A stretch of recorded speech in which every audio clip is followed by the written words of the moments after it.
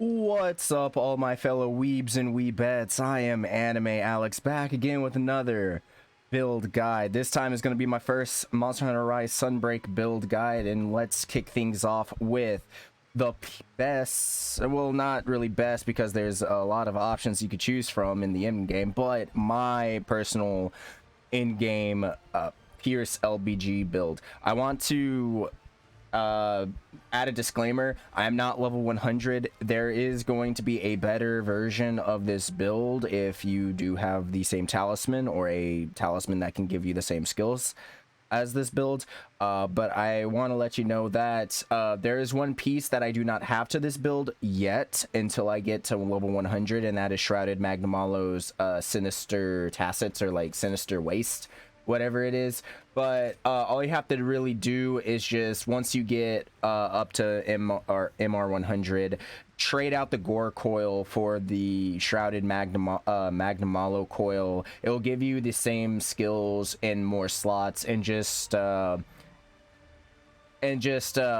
in the decorations as you see fit.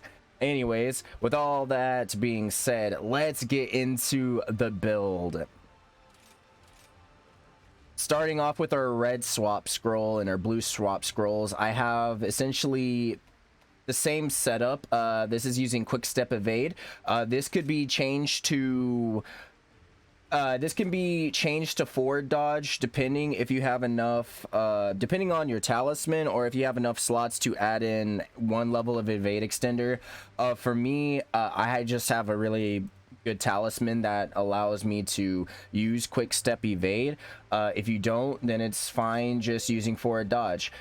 I have elemental reload on just off of default. It really doesn't do anything since you're not firing any elemental ammo, so this reload and elemental reload doesn't matter. However, we are using critical firepower. You will need this, and it shortens the distance on your piercing, kind of giving it ballistics. I will get more into that when we do the whole overview of the build. I have fanning maneuver on my red scroll, and on my blue swap scroll I have wyvern counter. This really just depends on the matchups, because sometimes monsters are going to be way too fast towards the later parts of the high, or I was about to say high rank, later parts of master rank, and they will be moving really fast, such as like Furious Rajang and the Anomaly 4's monsters. So I like to have wyvern counter on my blue scroll just in case if I need a quick get out. I also have mech silkbind shots, but you can freely swap this out to silkbind glide if you want. I just have mech silkbind shot just for mounting monsters. And then on my red scroll I have silkbind glide here just for wake up.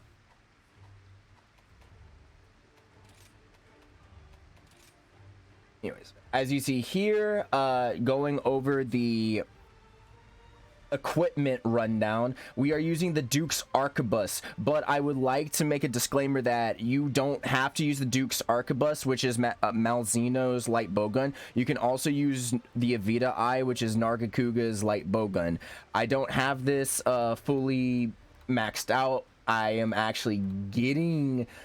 trying to get it maxed out. So obviously take into consideration that this is the rarity 9 version, not the rarity 10 version. So you will get more damage than what you see here. Going to talk a little bit about the two best piercing LBGs. It's up to, disclaimer is, it's up to you and your playstyle and what you want out of your Pierce LBG. If you want high raw but in comfortability, go with the Duke's Arquebus. Why?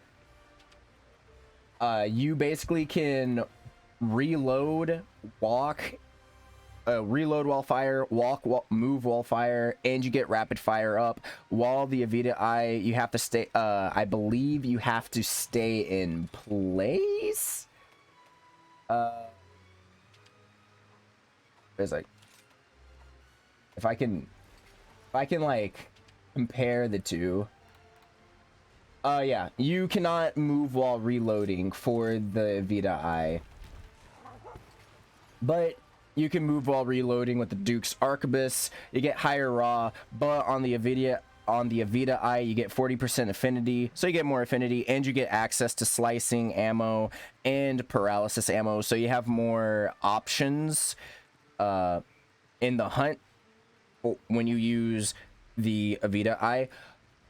Now, before I get into the whole setup, let's set up for the light bowgun. Let's go down to our armors.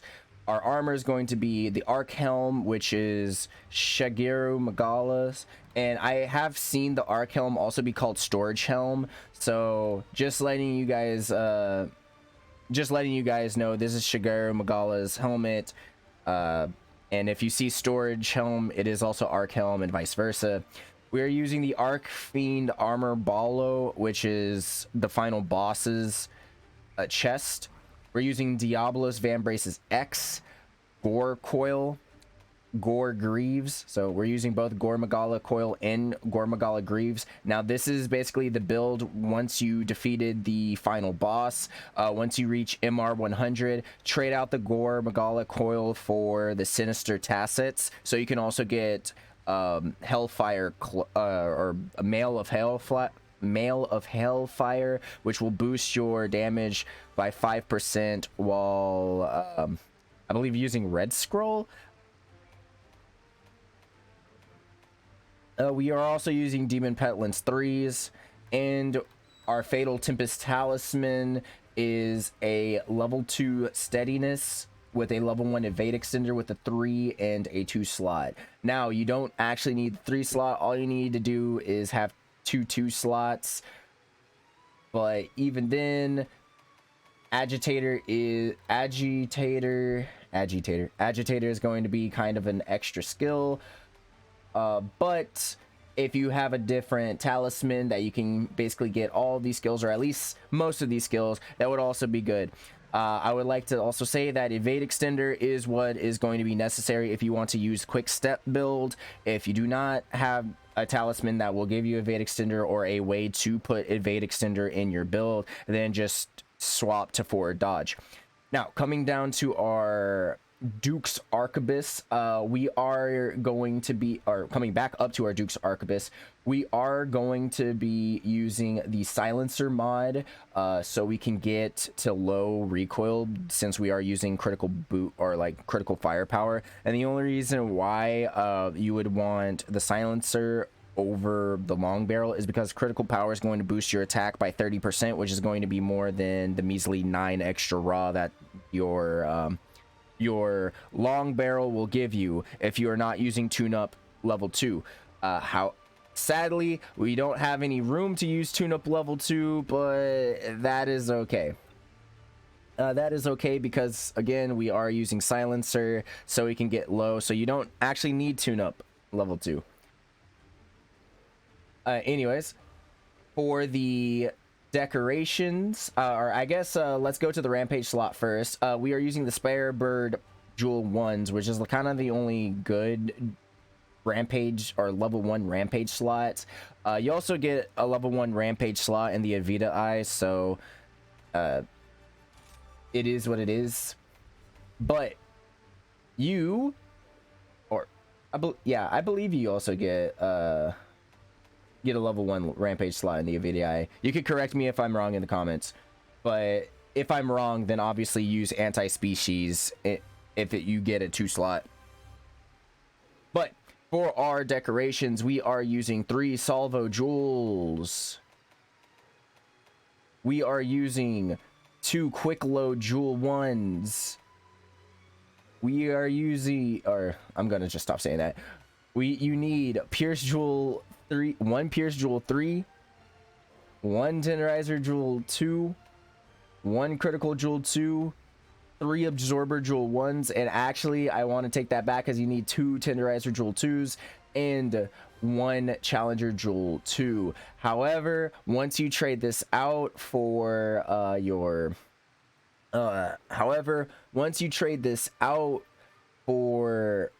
Magnum Mallows, or Shrouded Magnum Mallows waste, all you have to do is just put the quick load jewel 1 in the 1 slot and put another level of agitator or challenger in your 2 slot, and then bam, you basically have the same skills of the build while also having Mail of Hailfire.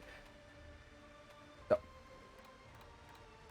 to give you an overview of the skills that we have agitator level 5. And what you get from agitator level 5 is, I did not mean to do that. What you get from agitator level 5 is attack plus 20 and a 15 plus 15, or in an affinity plus 15% while the monster is enraged. And so this is going to give you a pretty hefty raw damage boost while also netting you 15% affinity on top of the affinity that you get from defeating the frenzy virus, which I believe is 25. Correct me if I'm wrong again, but essentially what I'm trying to say is you get 85% affinity without rousing roar. Obviously, if you want 90% affinity, drop a level of agitator and pick up a level of maximum might. But for me, I just decided to go more raw than affinity, and you know, that's okay. That is a-okay.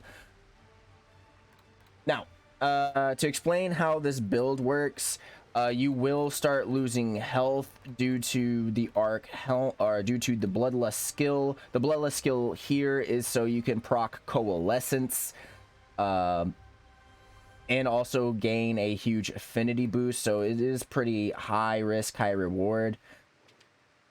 You also don't need to worry about actually leveling up your bloodlust, because all you just need is bloodlust level 1. This build will give you coalescence level 3, so you will be getting I believe 16. I believe 16. I'm trying to go to the skill overview. Yeah, here we go. So you you will be getting 18 raw attack while it is activated after you defeat your affinity or the frenzy infliction given to you by bloodlust, which is really easy to do with piercing because all the ticks you get basically adds to your hit your hit limit, and so you can basically overcome it very fast. Weakness exploit is just so you can get 50% increased affinity, obviously, so it just kind of rounds it out to 85% without external buffs from rousing roar, as long as agitator is activated. Now without agitator activated, you'll be 70%, which you can still use a rousing roar buff just to get 100% affinity. Obviously pierce up 3, you need it. That's a no-brainer. Recoil down will take your bowgun, or this bowgun, down to average, and I believe it does the same thing for Nargacuga's light bowgun too, but then once you put a silencer on it, then you can go down to low. Maybe Nargacuga's light bowgun gets to low with 3 recoil down. You guys just need to let me know, but for this build specifically, you need recoil down level 3 and a silencer just to get to low. Rapid fire up, another no-brainer, increases our damage by 20%. And then we have steadiness level 2, so when we eat for skewered Dongo Temper, we still have 0 deviation and we can shoot straight. This is just a very good comfort skill. Reload speed level 2 is going to give us fast reload, and also let me show you guys what happens when you put in reload speed level 3. Where is it? So if you are thinking about putting in quick load level 3, I am sad to say that it does not put your rapid fire pierce ammo to fastest. So you don't need to worry about trying to reach level 3. All you need is level 2.